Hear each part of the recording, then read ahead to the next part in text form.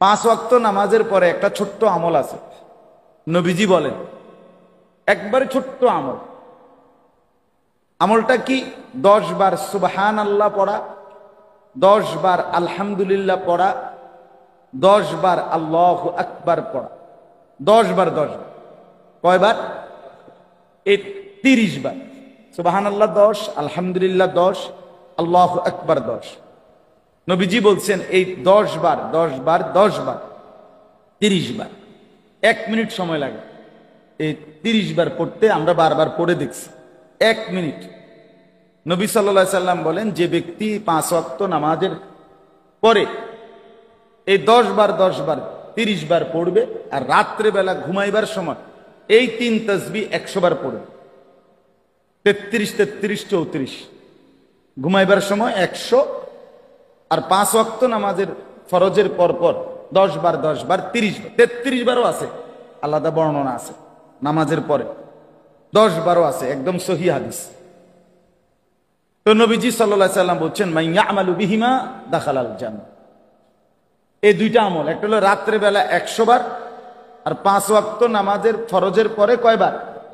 10 বার 10 বার 30 বার করে 1 minute 1 minute করে 5 minute, আর রাত্রে লাগবে 3 মিনিট, এই 8 মিনিট। 5 ওয়াক্ত নামাজের পরে কয় মিনিট? 5 মিনিট, 1 মিনিট 1 মিনিট করে, আর রাতে 100 বার পড়তে লাগে 3 মিনিট। তাহলে 5 আর 3 কয় মিনিট হইল? নবীজি সাল্লাল্লাহু আলাইহি সাল্লাম বলেন নিয়মিত যে এই আমল করবে দাখালাল জান্নাহ, সে জান্নাতে ঢুকে। কিন্তু নবীজি নিজে ওই হাদিসে বলছে কিন্তু এত সহজ আমল, কিন্তু অধিকাংশ মানুষ এর থেকে গাফেল। এর থেকে কি গাফেল? এক, ঘুমাইবার সময় রাসূলুল্লাহ সাল্লাল্লাহু আলাইহি সাল্লাম বলেন শয়তান তাকে 33 33 34 বার পড়বার আগে আগেই ঘুম পাড়ায় দেয়। আর 2 নাম্বার, 5 ওয়াক্ত নামাজের পর পর এই 10 বার 10 বার 10 বার 1 মিনিটের ভিতরেই শয়তান তাকে অসংখ্য কাজের কথা মনে করাইয়া জায়গা থেকে উঠায়। মানে 1 মিনিটও হেতের সময় দিতে চায় না, অথচ 1 মিনিটে দুনিয়ার তেমন বড় কোনো কাজ সে করেও না। 1 কাপ চা খাইতে এর চাইতে বেশি সময় লাগে, 1 খিলি পান খাইতে এর চাইতে বেশি সময় লাগে, একজন পরিচিত মানুষের সাথে কুশল বিনিময় করতে তার চাইতে একটু বেশি সময় লাগে, কিন্তু অথচ 1 মিনিটে জান্নাত। কিন্তু এটা করার মতো লোকের বড় অভাব, নিজেকে ভুলে যায়।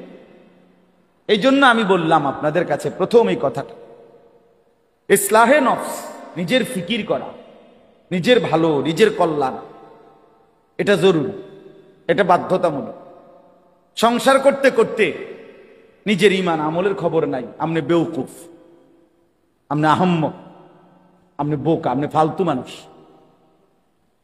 বউ বাচ্চার সংসার করতে করতে 3 ফুট বিদেশ ফাটাইতে ফাটাইতে হালাল হারামের আর কোনো বাজ বিচার নাই। আপনি সংসার আর অভাব পূরণ করতে করতে সুদ, কিস্তি, হারাম 2 নম্বরই, ওজনে কম, ধান্দাবাজি, বাটপারি, চিটারির সব কামাই করে খোদার কসম এরপরও আপনি আপনার সংসারের প্রয়োজন শেষ করতে পারবেন না। আপনি যেদিন মরবেন সেদিনও ওই সংসারে অনেক কিছু বাকি থেকে যাবে যেগুলো এখনো কিনা হয় নাই। কথা বুঝেন নাই?